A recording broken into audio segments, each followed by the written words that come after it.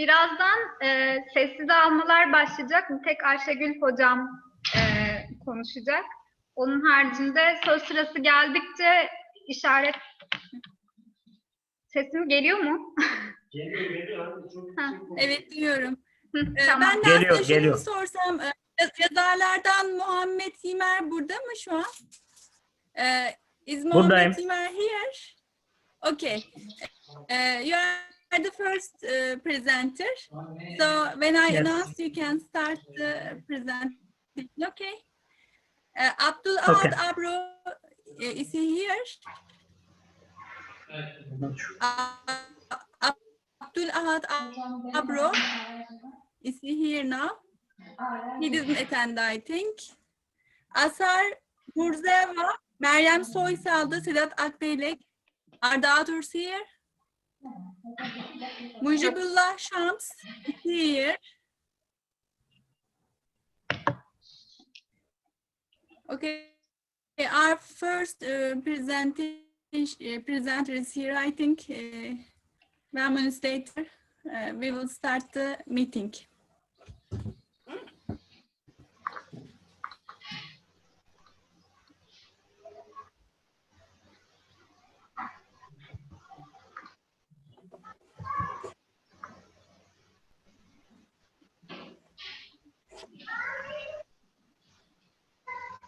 Okay.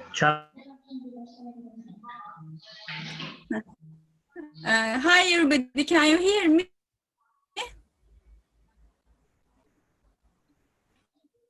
My name is Ayşegül Alaybeyoğlu. Can you hear me? Evet hocam. My name is Ayşegül Alaybeyoğlu. I am the chair of this session. I want to welcome you to the first session of the 4th International Student Science Congress. There are 6 number of papers, 15 minutes in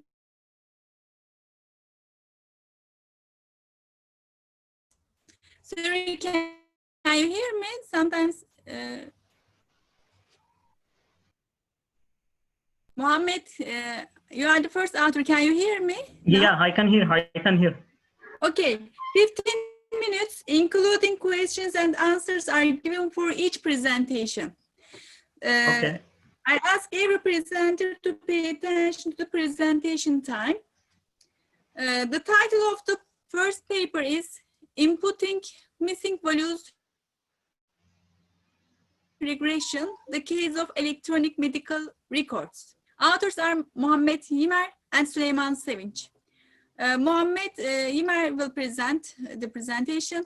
Okay, you have 15 minutes, as I said before, including the questions and answers. Please pay attention to the time. Okay, Mohammed, you can start the presentation. Okay, thank you. My name is Mohammed Yimer. I am from Ethiopia, currently presenting this session from Ethiopia directly, actually.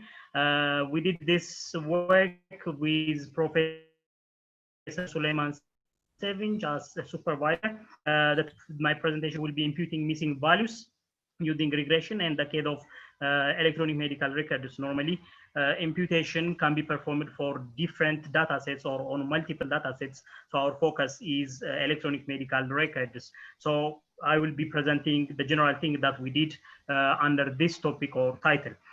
Generally, I will be presenting on 4 pointers. So my presentation will have 4 general pointers that need to be discussed. Introductory parts, what do you mean by imputation and why do we need imputing missing values?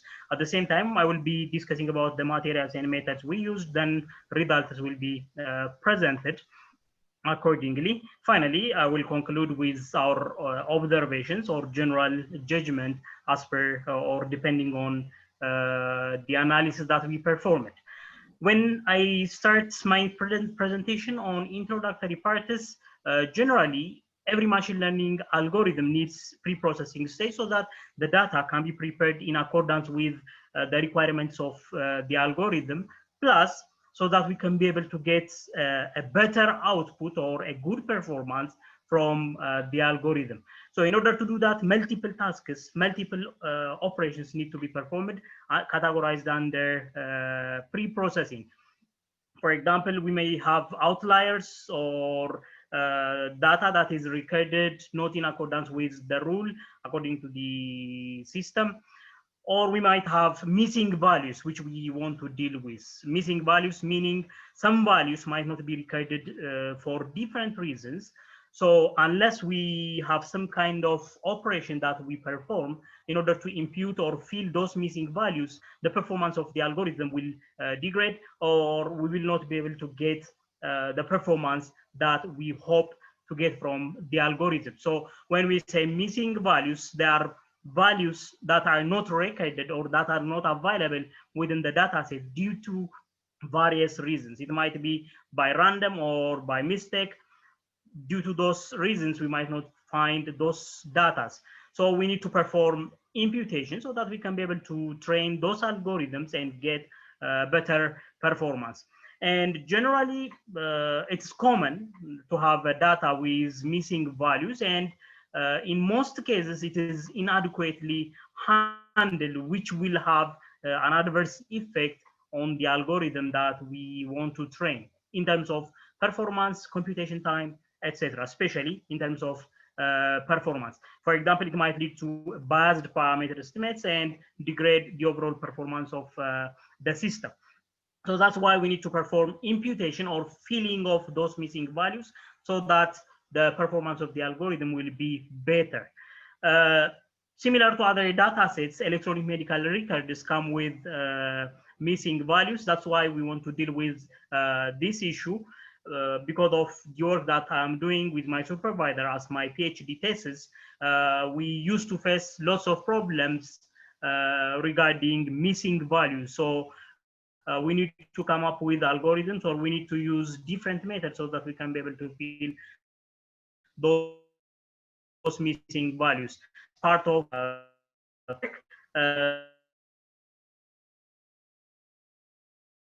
different operation. So in order to do that, or after doing that, we will be able to get somehow a better performance, a better algorithm, so that we can be able to do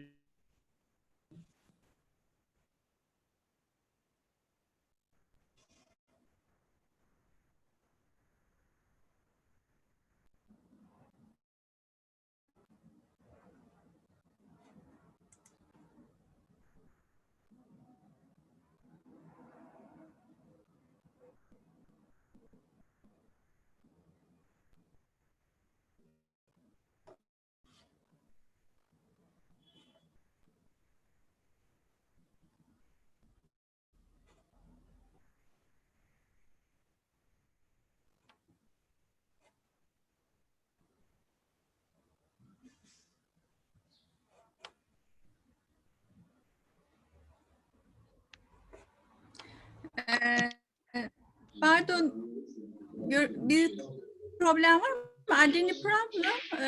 I couldn't hear the presenter's presentation. Hocam şu an internet bağlantısı kesildi Muhammed'in. O yüzden düştü şu an. Tamam. Ben de bir sıkıntı yok yani, değil mi? Hani Yok. Ben sizi çok iyi duyuyorum. Tamam. Evet hocam. Tamam.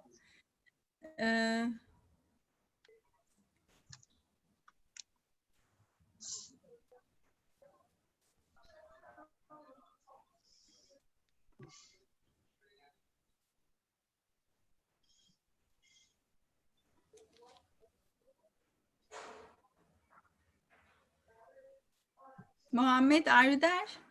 Evet. Henüz gelmedi hocam. İsterseniz bir sonraki sunuma geçelim. Okay. Let's continue with the next presentation. The title of the presentation is Comparative Analysis of G48 Naive Bayes and Support Vector Machine Classifiers for Performance Approach. Yes, the author is Abdul Abro.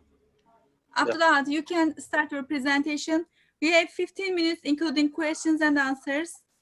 Pay attention to the time, okay? All right. First of all, I would like to thank you for inviting me. So let me share the screen first of all. Yes. This one.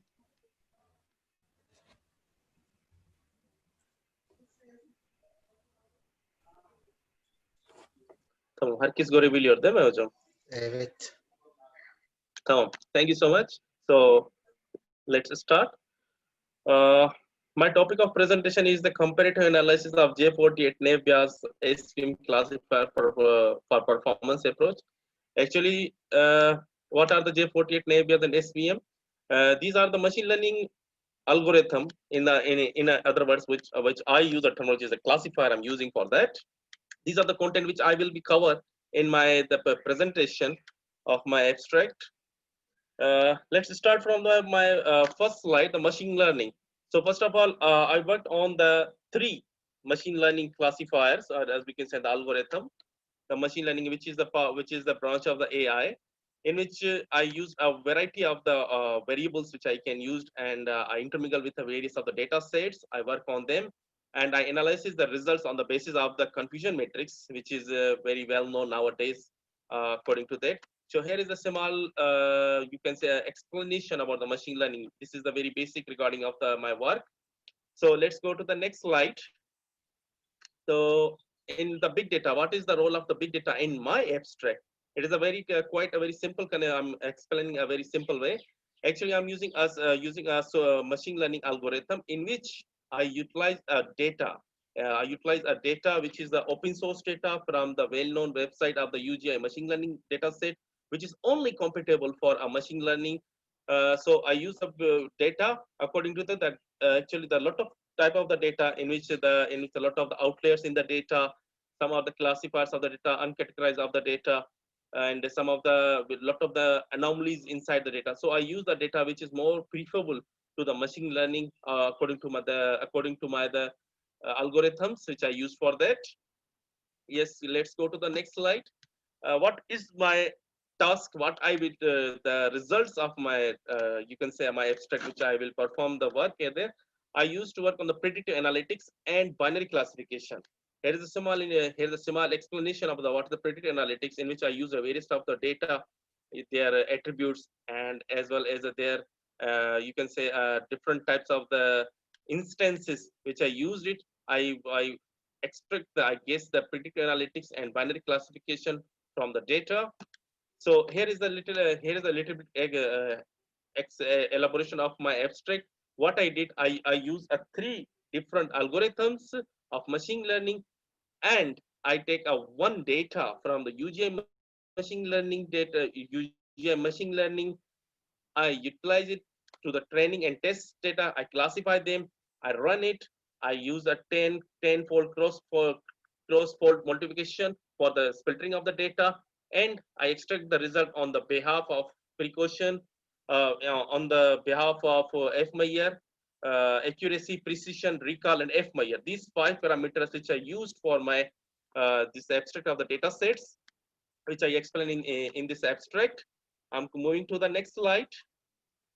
So these are my keyword of the abstract. These are the machine learning, data mining, classification, data analytics, and confusion matrix. Machine learning, you know very well, which was the first slide. Data mining, I told you about the data. Data analytics is regarding to the predictive analytics about how the data instances and attributes, confusion matrix, which I told you before.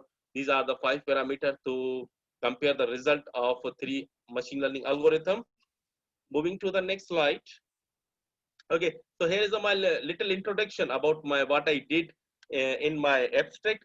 Actually, most of the time the question is arises that from where you get the data. The data is the open source, and its name is breast cancer Wisconsin dataset, which is openly available websites on the UGI website. These are the purely machine learning algorithm on the basis of the various parameter instances and attributes. Moving to the next slide. Okay, so here is the workflow, how I train my data, how I evaluate my data. So these are the data training side and evaluation side, and here is the totally ML workflow. I work on that. Moving to the next slide. So these are my methodology, how I utilize them. I just took the 3 algorithms, I merge them, combine them with the data, and I get the results. So this is my procedure. You can say my illustration that how I work on that. That there is a one side of the data set, and there is a 3 types of algorithm which I put in a row in a sequence like that, and at the other side the test and the score of the data, and the result is the over at the other side. So here is a question will be might will arise that I use the 3 types of the algorithm, so which have the better efficiency. So these are my data sets parameters, the number of instances and number of attributes on the screen, and the data name is breast cancer Wisconsin data set. Sources is UGI open source, and the number of instances and the number of attributes. Let's go to the next slide. What I use the API softwares, I use the Orange and UGI machine learning repository, which are also the open source for the machine learning experimental work. Moving to the next slide. So here is a performance comparison of my data set with regarding to the algorithms, and these are my confusion matrix, accuracy, precision, recall, F-Meyer, and F1 values. So here we can say that the C4.5 J48 have the highest accuracy as compared to the SVM and naive Bayes, and the result is also showing the same slides like that here, that the C4.5 have the good result as compared to the support vector machine, and after that the naive Bayes. The naive Bayes have the very less compatibility as compared to the SVM, and SVM have less compatibility to C4.5, and the result is also showing the same thing, that the C4.5 have the value is equal to 1, very close to equal to 1 to the other algorithms. So these are my results slides, and the results are showing that the J48 have very good efficiency, good compatibility, good results as compared to the other algorithm, because they have a very powerful instances and attributes as compared to the support vector machine, and as well as the naive Bayes. And after that, the support vector machine have a very good result. Because why? Because they, again, the naive Bayes is not very competitive as compared to the SVM and the C4.5 algorithms. So these are my results. And moving to the next slide, here is my performance evaluation matrix, which is called a confusion matrix. That how can I calculate my result on the behalf of various different mathematical equation, accuracy, precision, recall, and F-Meyer. These are the main performance metrics. And here is my future work plan, what I will be then in future about that. The result of this paper shown a classification performance as of C4.5, and what I did in the future, I will be enhance this work. I will hybrid more machine learning algorithm and make a hybrid approach for that, and utilize the various of the data sets. Moving to the next slide. Here is my literature review. What I did, what I read from the various source of the data regarding my algorithms, literature review. And here is my references slides. Next references slides. These are my references. Thank you so much for listening to me. If you people have any questions, I am welcome to you guys. I'm not listening you, ma'am. Aisha, you are, yes. Thank you very much for your presentation. Does anyone have any question? I think no. Thank you, Abdul, Abro. Good presentation. Thank you so much. Thank you so much. Okay, very nice to see you, congratulations. ma'am. Okay.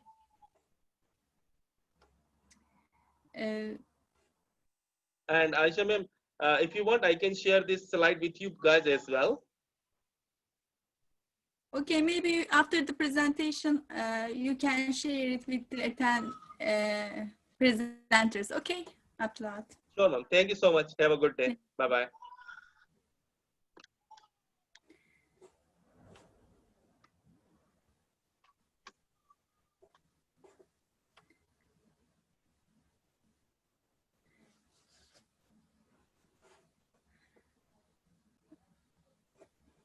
Thank you very much for presenters to attend the session.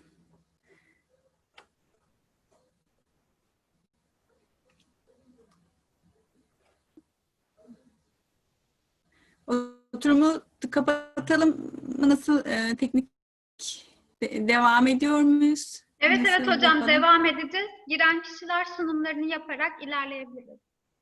Tamam. Is Mohammed here? Okay. Is Azhar Murzaeva here? Mujibullah Shams, is he here?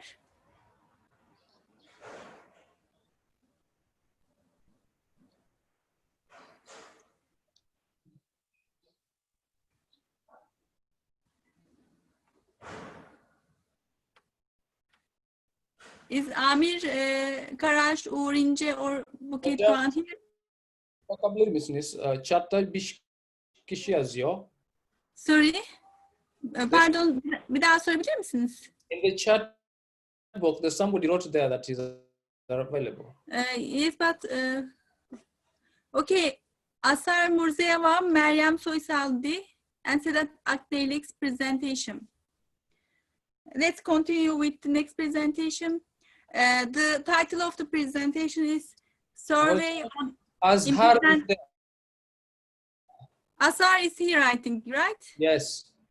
Okay. He is using the code number for the paper. Okay. The title of the paper is Survey on Presentation of Lattice-Based Identification Schemes. The authors are Azhar Murzaeva, Meryem Soysaldi, and Sedat Akleylek. Author Murzaeva will present the study. 15 minutes, including questions and answers, are given for each presentation. Okay, you must complete your presentation in 15 minutes. You can start the presentation, Azhar. Okay. Hello, everybody. My name is Azhar, and I'm from Kyrgyzstan, and I'm a student at 19 Mayıs University. Today, I will talk about lattice-based identification schemes.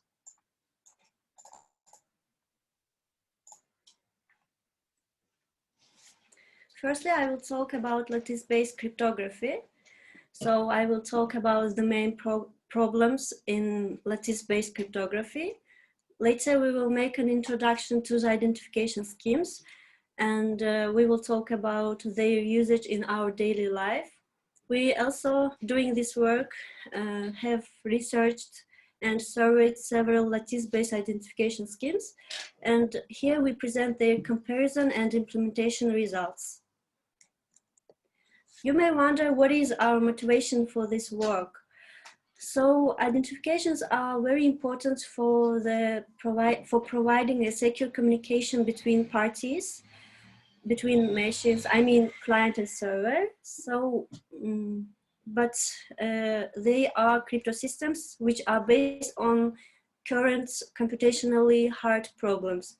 But with the advent of quantum computers, all these current crypto systems will be solved in polynomial time, which was shown by Shor's algorithm. So there are many research on the development of new constructions and new,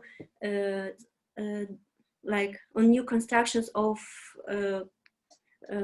crypto systems, which will be resistant towards quantum computers. And among these studies, there is no library for post-quantum identification schemes. I mean, there is no library, yes. So our main contribution in this work is the development of the library for these identification schemes, which are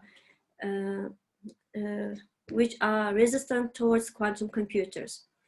So identification is the first step of defense, and as I said before, they are based on computationally hard problems. For example, one of them are integer factorization or discrete logarithm problem. But with the advent of quantum computers, they will be solved, and for that we need new quantum resistant crypto systems. And these new developing constructions are based on one of these post-quantum cryptography. For example, lattice-based cryptography, hash-based, code-based, multivariate cryptography, or isogenic cryptography. And we are concerned in this work with lattice-based cryptography. Why lattice-based cryptography? Well, National Institute of Standardization and Technology, they announced a competition for the standardization of new quantum resistant algorithms. So in the second round of this competition, lattice-based cryptography, there were 12 lattice-based algorithms, but in total there were 26 26 algorithms. So this means that lattice-based cryptography is the main candidate for the standard algorithms, actually. So it's important. Oh, sorry. So here are the results of the third round of NIST's competition, where 3 lattice-based algorithms were selected for the public key encryption, and 2 lattice-based algorithms were selected for the digital signatures. So in total, 5 lattice-based among 7 algorithms were selected for a standardization project. Also, there is an alternatives were announced in the end of the third round, where 2 lattice-based algorithms selected. So let's have a look on the main problems in lattice cryptography, lattice-based. They are finding short vectors, finding close vectors, finding short sets of vectors, and the modular lattice problems, and the reduction between those mentioned problems. So here we will talk about main problems which are used in identification schemes. One of them are learning with errors problem.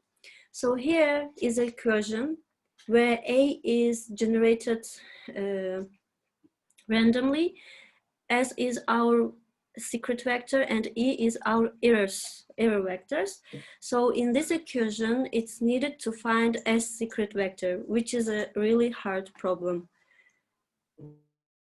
And another problem is short integer solution problem. So here is a given a matrix A and X vector, which is computed in the modulo Q, where also secret vector X is needed to be found, and it's also hard to find this X in this equation. So some of identification schemes are based on these problems. So what is an identification scheme? Identification scheme, it's actually the process of identifying an entity. Like we use it to recognize an entity. For example, here Bob must be convinced that he is communicating with Alice, not with another one. And identification is widely used in our daily life. For example, we use passwords. It's also widely used in web pages and e-shopping and in e-commerce. So identification is also very important for the upcoming new technology, Internet of Things, where RFID cards are widely used, radio frequency identification cards. They are, for example, used in Hong Kong in transportation. For example, in Russia, RFID cards are integrated to the biological passports. So these examples show the importance of identification. Also, most of the companies store their data in the clouds, which is very comfortable for them, but access to these clouds and to this valuable data is important. So identification is also important in this process. In the background, identification is just a set of rules which must be followed in order to identify a user. And for example, there are 2 parties, prover and verifier. So there is an interaction between these 2 parties. Azhar, can you please present quickly in 3 minutes? I wanted to complete the presentation, okay? In 3 minutes, okay. There are 2 parties, so there is interaction between them. Prover computes some commitments and sends them to the verifier.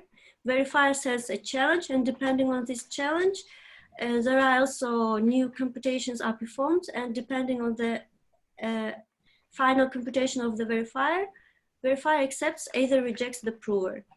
This is the main structure of an identification scheme, and it's used in all identification schemes. So this is a property for an identification scheme. Here is this is an Aladdin's cave. So in this cave, there is a door which has a password. So no one can open this door. If someone knows the password, he can open the door. So Alice must prove to Bob that she knows the password of the door, but she doesn't want to tell him the password. So she will choose one of the ways. For example, let Alice choose the A, and Bob will ask her to come from the B. So she will come, but she will not tell him the password, but she will prove that she knows the password. This is one of the properties for an identification scheme. Here is another one property, witness indistinguishability. Here, several witnesses are used as prover, and verifier must not identify which witness exactly was interacting with him.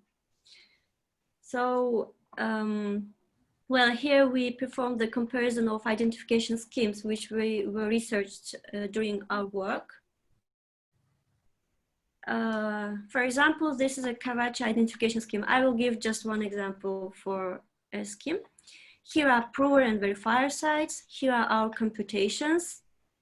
Here are our challenge. And we can see that this scheme is based on a short integer solution problem, for example.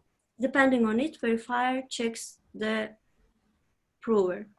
And we prepared such a scheme where we summarize functions and operations which will be used in the implementation of identification scheme.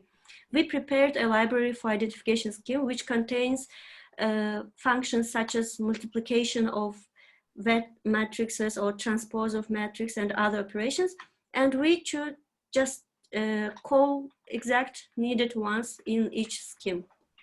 Okay, can you please complete your presentation? Yes, here just results. Okay. Maybe you can talk about results lastly. Okay. Yes, of course. We used these parameters for the implementation, and we obtained these results. And in these results, from these results, we obtained that Kagawa's scheme showed the best results because it took the shortest time for the execution, while Chiral took the longest time for the execution. So the reason of it is that Chiral contains computationally hard problems such as matrix multiplication and matrix matrix inversion. But Kagawa contains just polynomial, polynomial operations such as vector additions. So it took the shortest time. And yes. Thank you very much, Azhar, for your presentation. If there's question, the questions can be asked after the session. Let's continue with the next presentation. Is Mujibullah Shams here? Hello, yes, I'm here. Okay, the title of the presentation is a review of supervised machine learning methods in the context of network anomaly detection. Yes. You have 15 minutes, including questions and answers. You can start the presentation. Okay. Kadının fotoğrafını çekmişim. Sorry. Here's a bit of Arkadaşlar, sorry.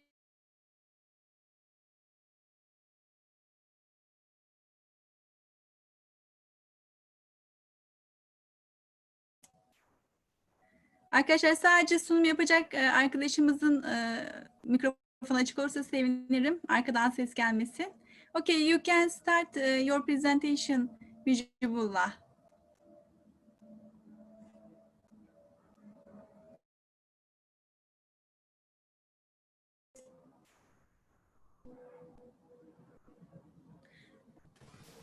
yes, now. Okay. You can start now, Mujibullah.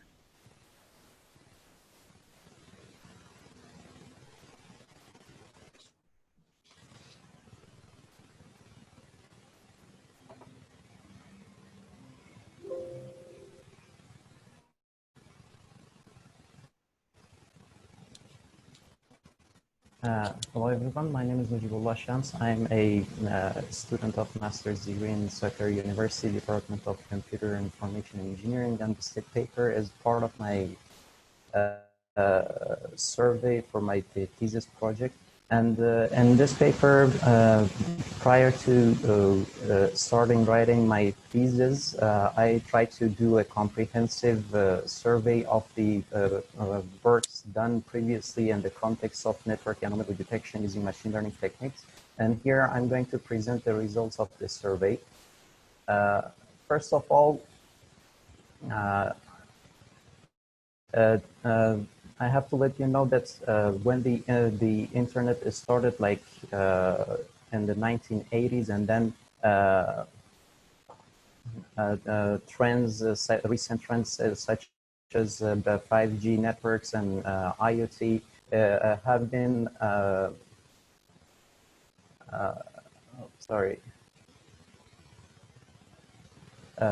have been trending in the networking, computer networking world, and it has resulted in an increase in the number of users being connected to the internet.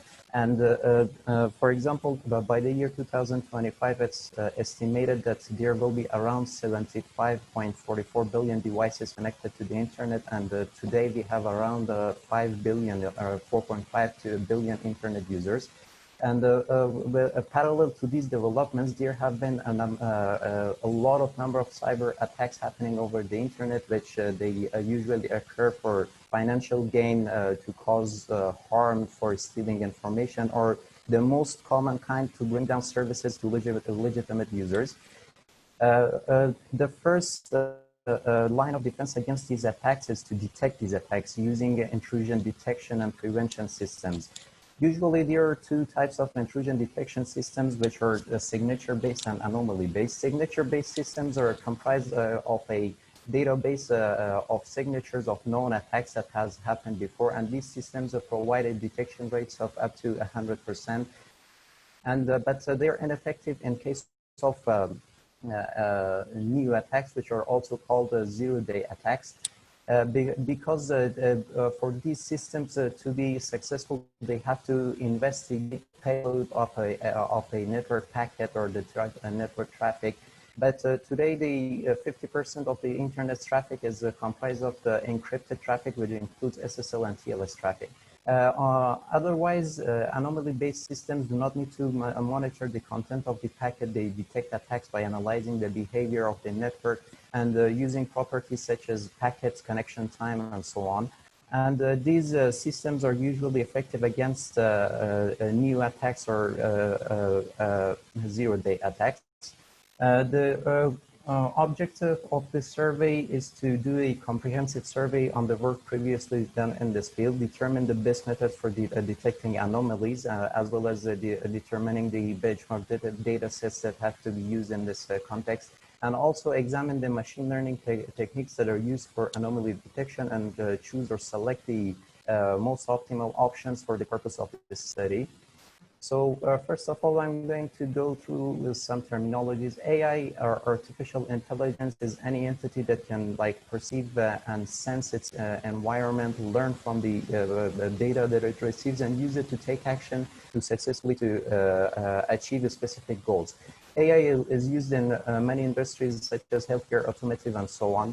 And recently it has been used in anomaly and fraud detection, especially intrusion detection and prevention systems. So here you can see a tree of different branches of AI in which anomaly detection falls into machine learning, supervised learning, and then there's classification problems in which anomaly detection falls into, and also in unsupervised learning there is many parts, but anomaly detection falls into clustering.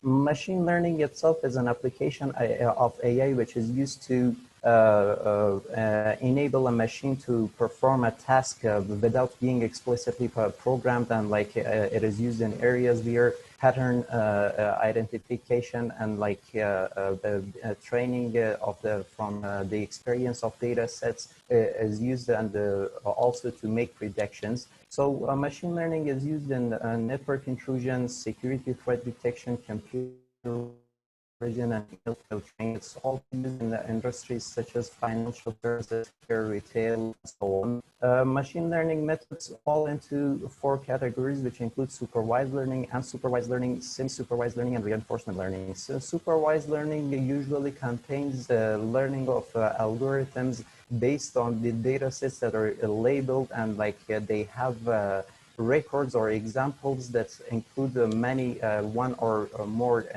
inputs and one or more outputs. They learn by making the predictions on the, they learn by learning the relationship between the input and outputs and the examples of the training data sets, and then test their abilities by using the same experience on another data set called the test data set by making predictions. And unsupervised learning, the data sets are not labeled at all, and the algorithms in this category usually find the relationship that are hidden between the multiple data points and the data sets, and they cluster or group these data within the data sets. Semi-supervised learning is a combination of supervised learning and unsupervised learning, which takes benefits from the best features of both. In this context, some parts of the data are labeled and most of them are not. And the semi-supervised learning follows the same approach as the supervised learning. And then there's reinforcement learning, which is based on a trial and error-based kind of learning method. Yes? Hello. You have a 5 minutes. What? You have a 5 minutes. Okay, then I'm gonna go over the same results.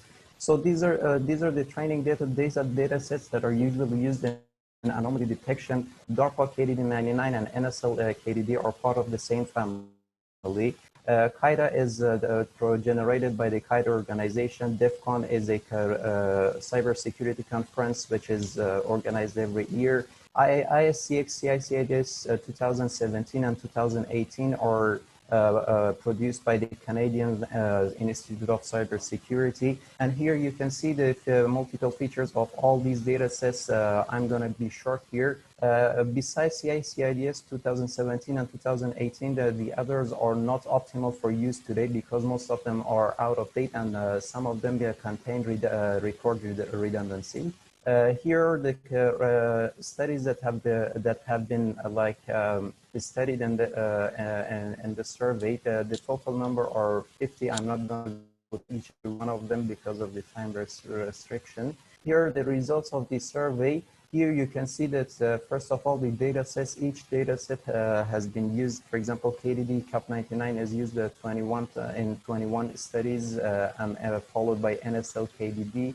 And then the Kyoto data set, and you can see the number of times each data set has been used in these 50 studies. Then there's the analysis of learning methods, in which supervised learning has been used the most number of times, which is 41 times, and it has an average accuracy of 96.3, which is more than the other kinds. And then it's followed by deep learning, which is 95.6%, but it's only been used in 2 studies.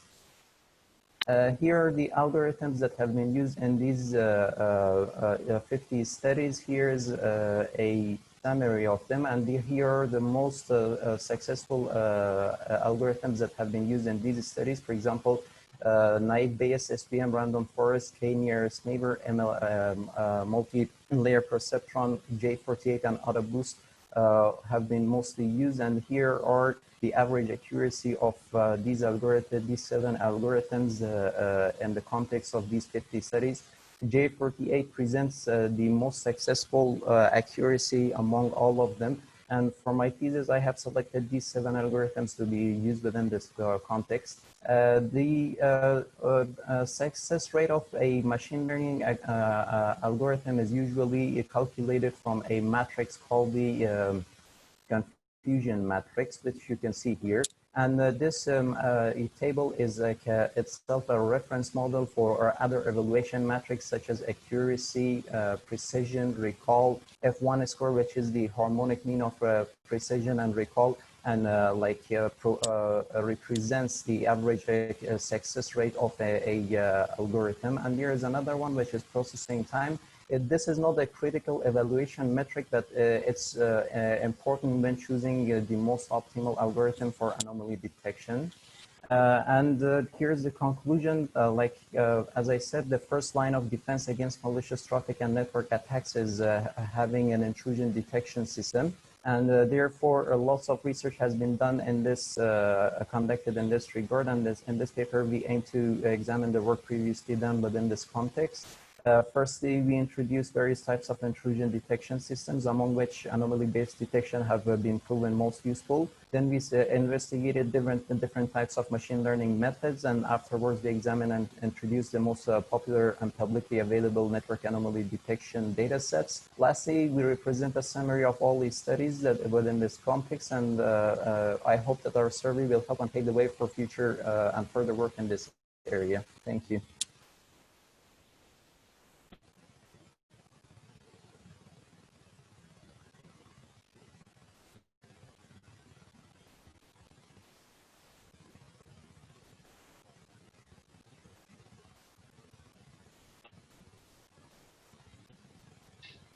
Thank you so much. Ayşegül hocam.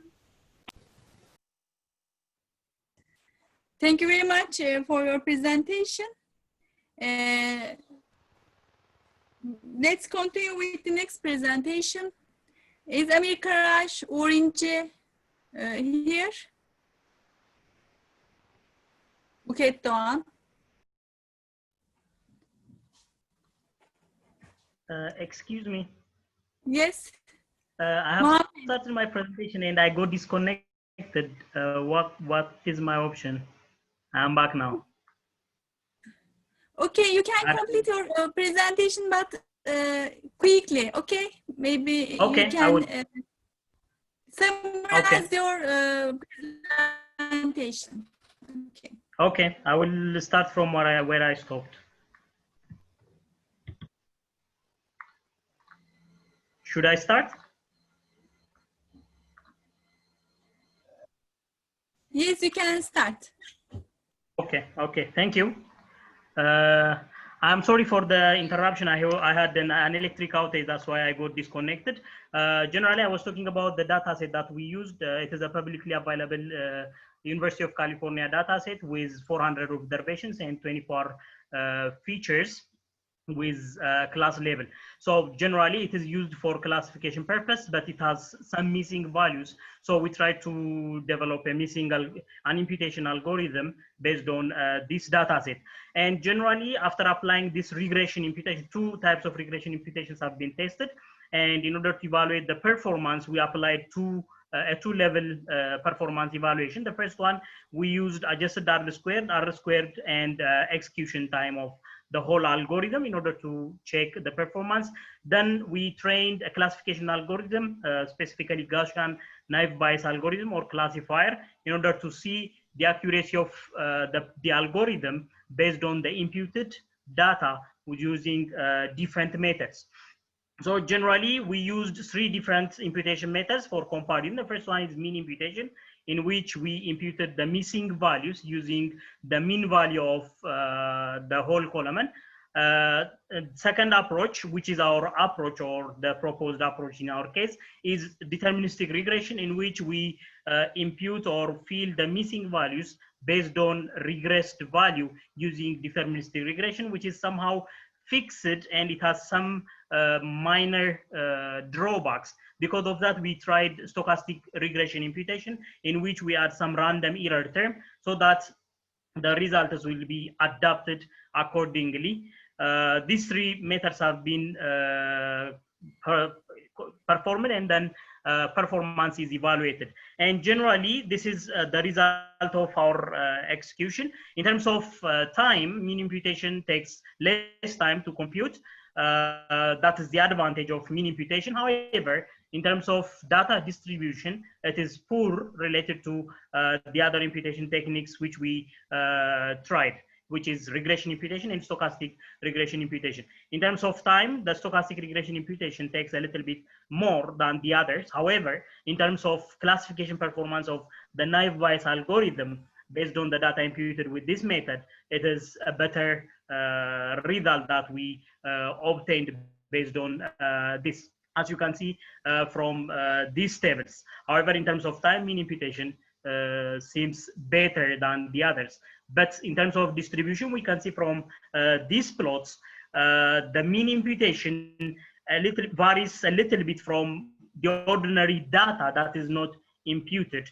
So in terms of distribution, it creates a different distribution relative to the original data set that we have. If you can see the box plot, the interquartile range after imputation, which is presented in the orange color, it differs a little bit from the non-imputed data set, as you can see from the blue box plots for two selected features, the white blood cell count and the red blood cell count of the patients. So in terms of this, mean imputation seems to create a different distribution relative to the other two imputation techniques that we tried, which is the deterministic regression imputation and the stochastic imputation technique.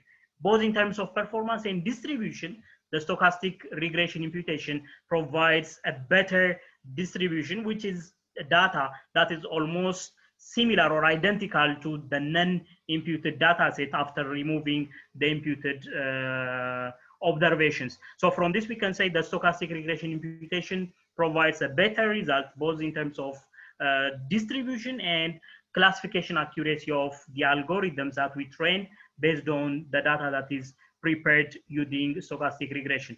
And generally, we need good imputation techniques for any machine learning algorithms, which is not an exception for electronic medical records generally. And we can safely say that regression imputation, specifically in our case, stochastic regression imputation technique provides a better result for electronic medical records. However, there is one exception that we need to point out, that if the majority of the data is missing, regression imputation technique is not a good choice relative to other imputation techniques that we have tried and presented in this work, at the same time in different operations that we have carried out. Finally, thank you once again. If you have questions, you are welcome. Okay, thank you very much for your presentation. Questions can be asked after the session. Okay. Let's continue with the next presentation. Is Amir Karaj, Uğur İnce, or Buket Doğan here? Okay. Is Erdem Atik, Adnan Yalçın, Murat Topar, Harun Yeşilkaya, Ahmet Ünal here?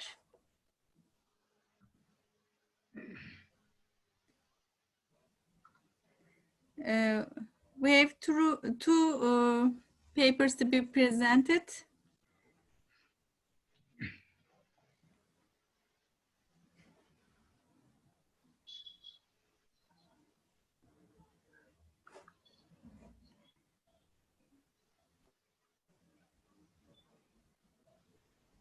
Nine minutes later, the presentation will start. The time is at 15:30. The presentation will start. In this time, maybe during this time, if you have any question to the presenters, you can ask the questions.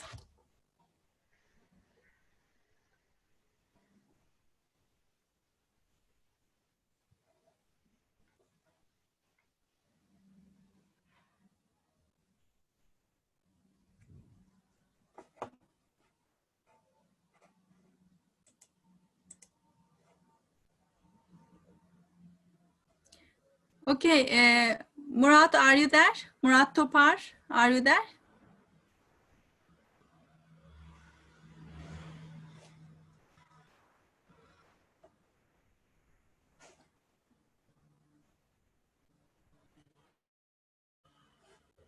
Murat Topar, can you hear me?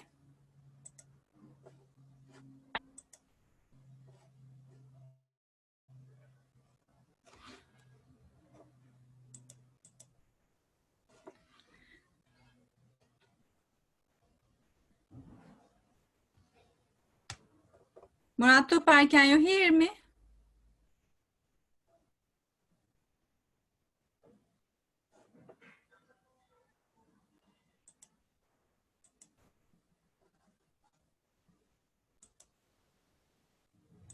Hocam giriş yaptı görünüyor ama. Evet, herhalde sunumu 3.45'te olduğu için onu da bekliyor olabilir.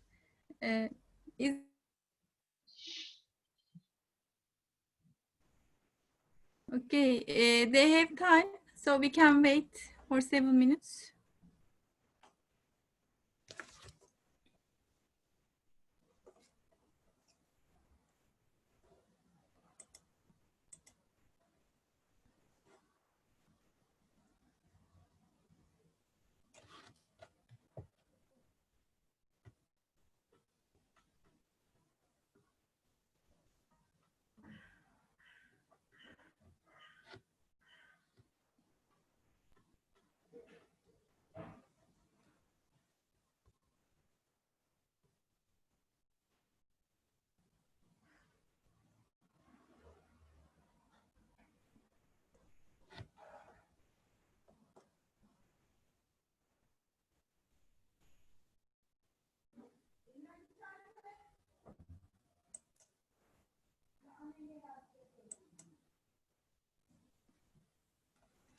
Murat Topar, can you hear me?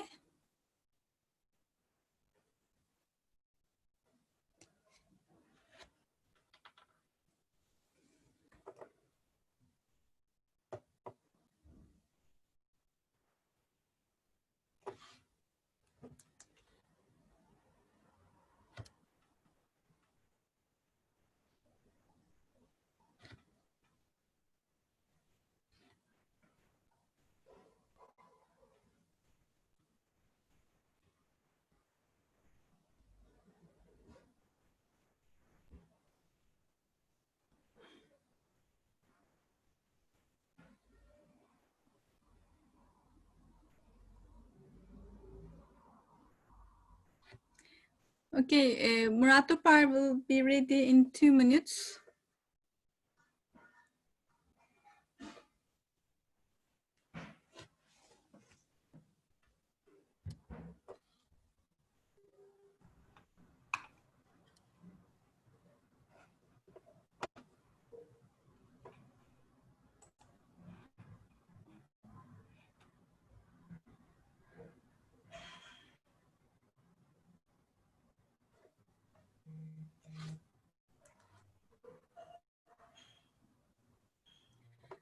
Murat Topar, when you are ready, please give information to us. You can present your study in Turkish. Murat Topar, çalışmanı Türkçe sunabilirsin. Tamam hocam. Bir saniye ortamı hemen hazırlıyorum. Tamam. Sunum için 15 dakika süreniz var. Soru ve cevap kısımları da içinde 15 dakika içerisinde sunumunuzu tamamlarsanız sevinirim. 15 dakikaya sığdırmaya çalışacağım. Birazcık Tamam. kapsamlı ama olabildiğince Tamam. Şu an 15 için vaktimiz dakikaya var. göre şey yaptık, indirgedik.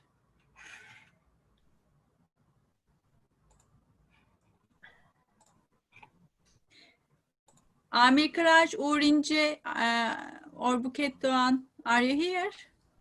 Can you hear me? Did you attend the presentation? Did you attend the session? Okay. Murat, şu an için vaktim var. Son sunumu yapacak arkadaşlar şu an katılmamış henüz.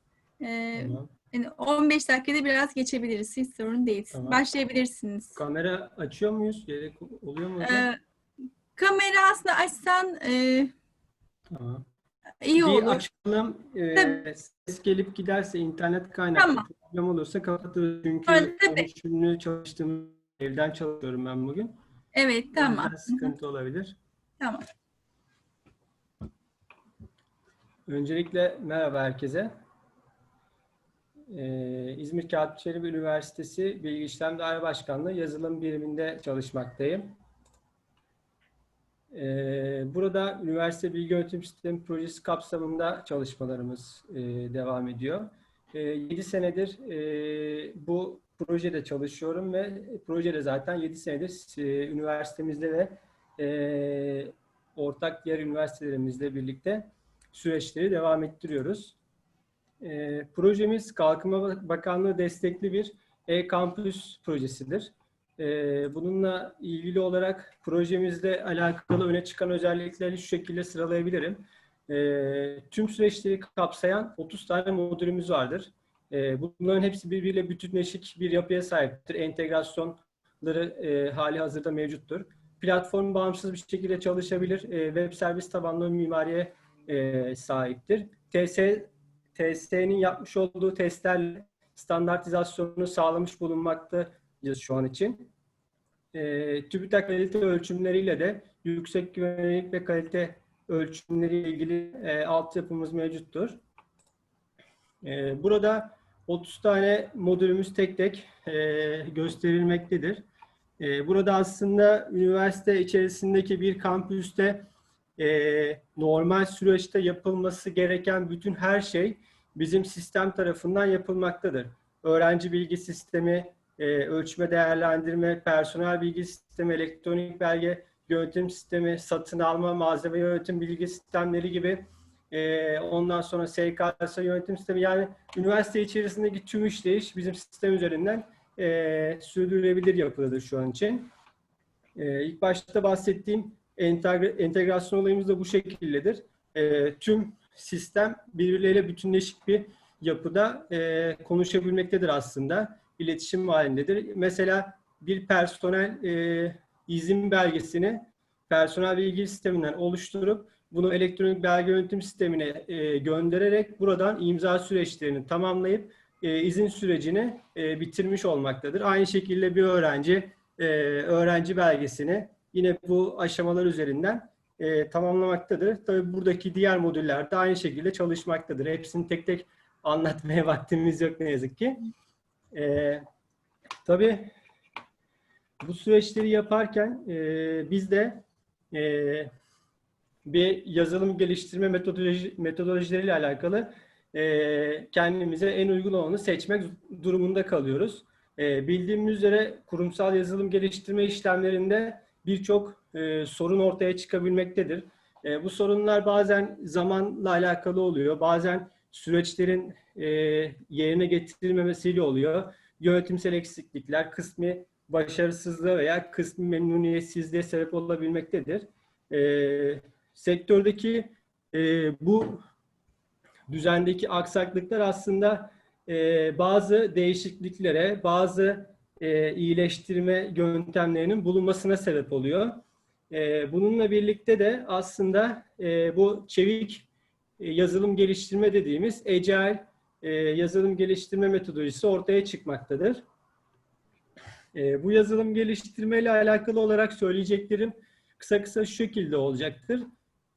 Daha esnek ve güçlü kılmak adına sistemi daha kısa sürelere bölerek, kısaltarak kavramsal bir yazılım geliştirme metodolojisidir aslında baktığımızda. Projeyi küçük yinelemelere ayırarak aslında her bir yineleme kendi içerisinde ufak bir proje olarak düşünerek o şekilde geliştirilir. Burada her bir yineleme süre olarak 2 ila 4 hafta arasında kısıtlanmaktadır. O şekilde planlanması gerekir. Yani maksimum bir ayda bu yinelemenin bitmiş olması lazım. Bu da aslında yazılım geliştirme süreçlerini hızlandırmaktadır ve kullanıcıyla sürekli iletişim halinde olduğu için de kullanıcıya geriye dönük hataların düzeltilmesini daha hızlı ve daha kolay bir yöntem olarak aslında bizim karşımıza çıkmaktadır. Avantaj olarak sayabiliriz bunu. Daha hızlı kullanıcıya çözüm sunabilmiş oluyoruz.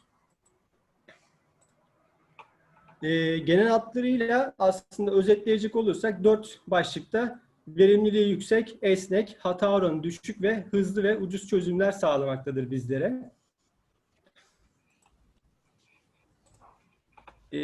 Bu metodolojinin uygulanmasıyla alakalı bir yönetim şekli var. O da Scrum.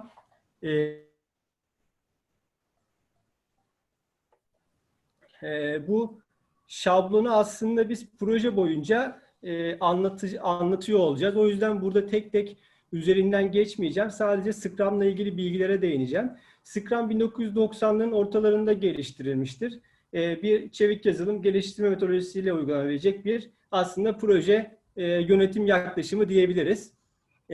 Karmaşık yazılım işlerini az önce de belirttiğim gibi küçük parçacıklara ayırarak yönetme sürecidir. Biz bu küçük parçacıklara da aslında burada sprint adını vermekteyiz.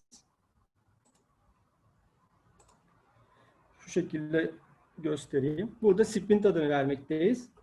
Gereksinimleri kolaylıkla tanımlandığı ve aslında karmaşık, kaotik bir yapı içerisinde projelerin sürdürülebilirliği ve çok çabuk çözüm verebilmesi için aslında en ideal modellerden birisidir. Burada az önce de bahsettiğim gibi 30 günden fazla bir süreci yoktur bu yöntemde ve her gün ufak ufak sprintler olur. Ufak toplantılar diyebiliriz bunlara. Her takım kendi içerisinde 15 dakikayı geçmeyecek şekilde, 15-20 dakika arası maksimum olacak şekilde günü değerlendiren bir toplantı içerisinde olurlar.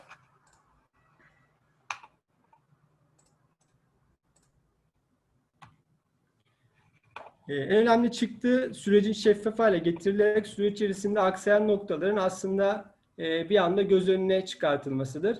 Burada iyileştirme yönünde proje ekibini aslında motive eden bir süreçtir bu da.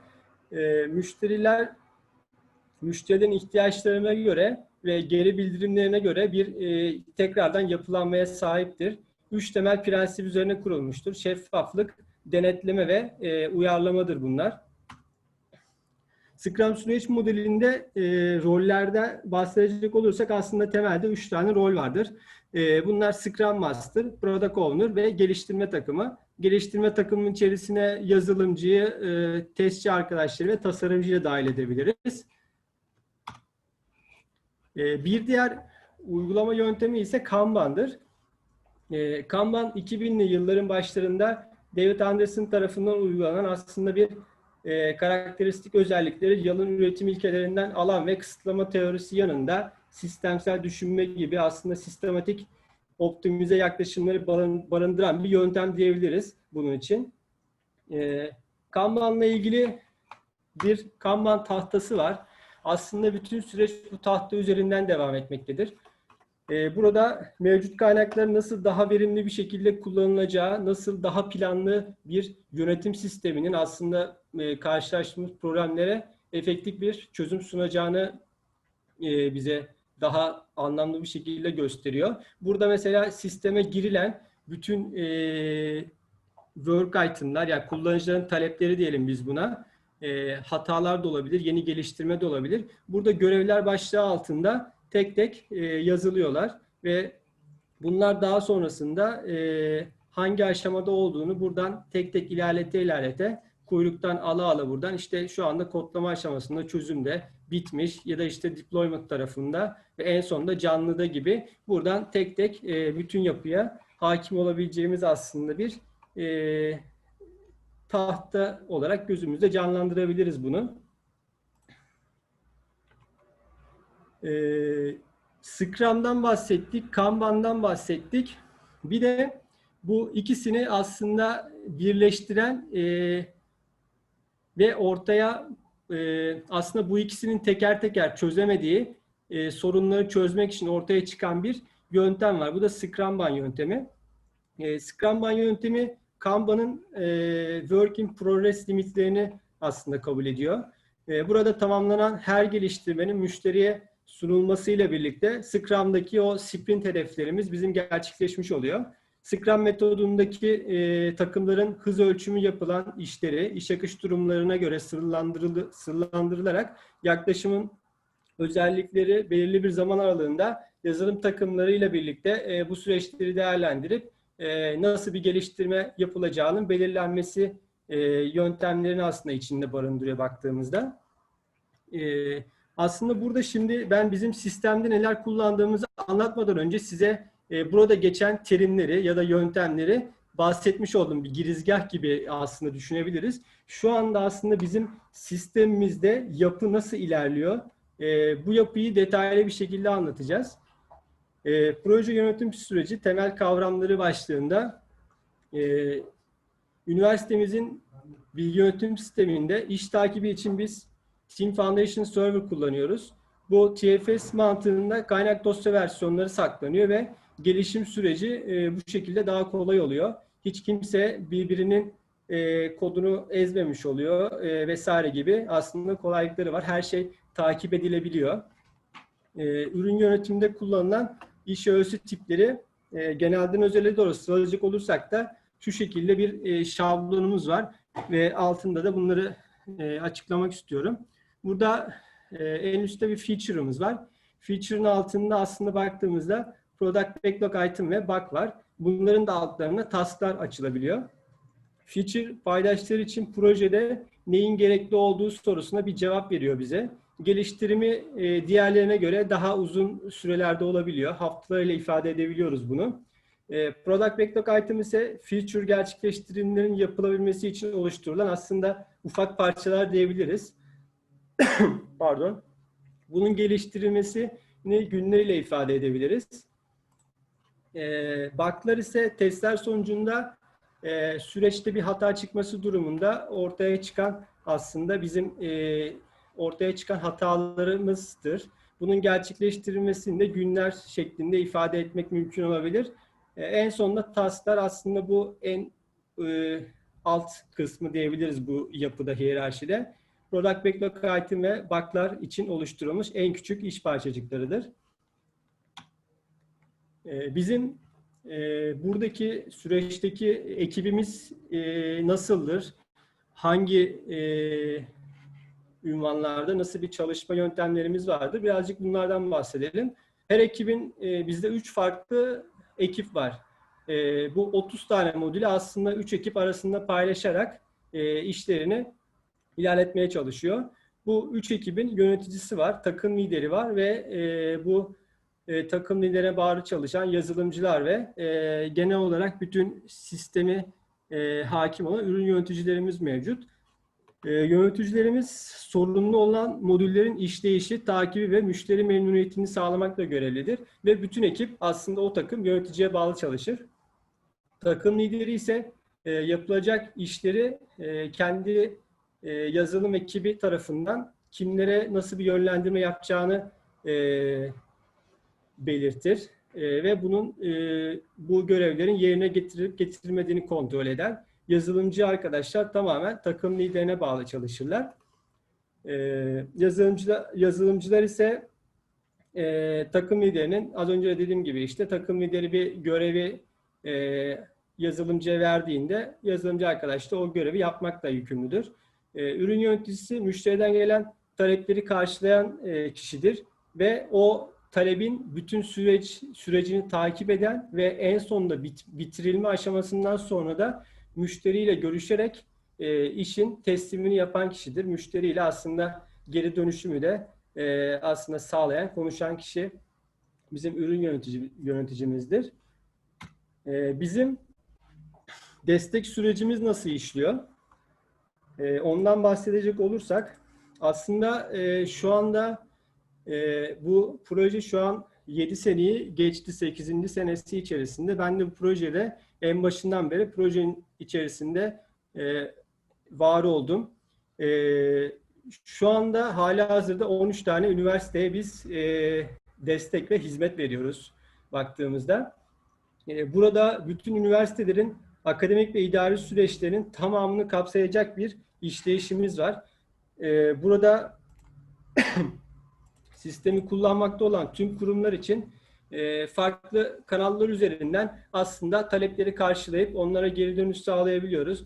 Bunlar mail yoluyla olabiliyor ya da işte sistem tarafında entegre olan bizim servis talep destek sistemimiz var. Oradan talepler bildirilebiliyor. Çağrı merkezimiz var.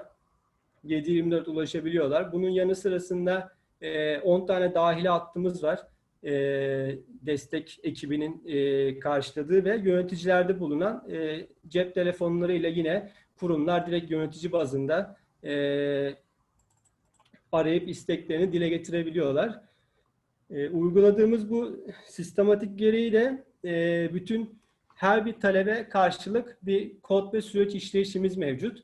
Bununla alakalı olarak da en başta da söylediğim gibi bir TFS, Team Foundation Server üzerinde bütün talepleri karşılayarak bunun ilgili işte product backlog item'dır ya da işte bug'tır. Bunların açılarak takibi bu şekilde sağlanmaktadır. Onun dışında yine servis destek talep aslında burada en çok kullanılanı servis destek talep sistemidir bizim. Bütün talepler buraya gelir. Buradan yine tekrar onlara talepleri sonucunda işleri yapılır, geri dönüşleri sağlanır. Bunları yapan kişi de ürün yöneticimizdir. Onun dışında devam edelim. Bizim tabii şimdi müşteriden talep geldi. Bunu anlattık. Talepler değerlendirildi. Bunlar toplantılarda konuşuldu. Sprint dediğimiz toplantılarda. Daha sonrasında ne yapılacağına karar verildi. İşleri açıldı. Takım lideri ilgili yazılımcı arkadaşa bunu aktardı. Yazılımcı arkadaş süreci işletti, kodlamasını yaptı. Kendi testlerini yaptı. Daha sonrasında kodu çekinledikten sonra bizim 3 tane test sürecimiz var. Bu 3 test sürecimiz şu şekilde oluyor. Aslında bir önceki buradaydı. Bu slaytta DevOps sunucularımız var. Burası yazılımcı arkadaşların kodlarını geliştirip aslında ürün yöneticisi arkadaşın da ilk testleri yaptığı yerdir. DevOps'ta geçen testlerimiz bizim daha sonrasında test ortamımız var. Test ortamına gönderimi sağlanmaktadır.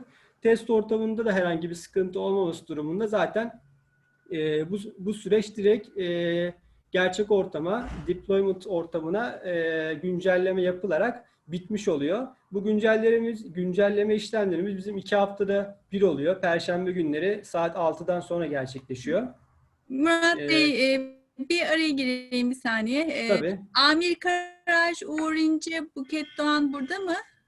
C203 kodlu bildiri sunacak arkadaşlarımız burada mı? Burada değilse Murat arkadaşımıza daha süre vereceğiz. Çünkü son çalışma yazılım projelerine takım çalışmasının başarıya olan etkisi ve kullanılan araçlar üzerine bir araştırma çalışması. Amir Karaş, Uğur İnce, Buket Doğan burada mıdır? Değil. Peki Murat Bey siz devam edebilirsiniz. Tamam. Production ortamında zaten bütün testleri yapılmış, süreçleri bitmiş. Bizim bütün taleplerimiz aslında gerçek ortamlar dediğimiz güncellemeleri yapılmış oluyor. Burada da aslında taleplerin müşteriye teslimi gerçekleşmiş oluyor. Bir sonraki slaytta da size şunu göstermek istiyorum. Biz şimdi deployment nasıl yapıldığını anlattım az önce. Bu deployment'ı da yine bir work item olarak açıyoruz biz. Burada mesela şurada göstereyim. Mesela hangi talepler yapılmış? Burada related work kısmında bunların hepsi seçiliyor. Nelerin yapılıp yapılmadığı ilişkilendiriliyor. Hangi üniversitelere bu güncellemelerin olacağı buradan belirtiliyor.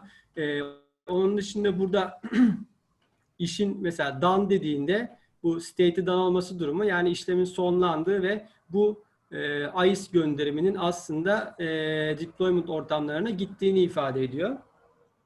Daha sonrasında zaten bu süreçler bittiğinde bizim destek talep üzerinden açılan işlerimizi ürün yöneticisi arkadaşımız kapatıyor. Karşılığında tabii ki de talebi açan kişiye bir geri dönüşüm, orada bir geri dönüşümü sağlıyor. Nelerin yapıldığını ve sürecin nasıl ilerlediğini anlatıyor. Bu şekilde de süreci sonlandırmış oluyor.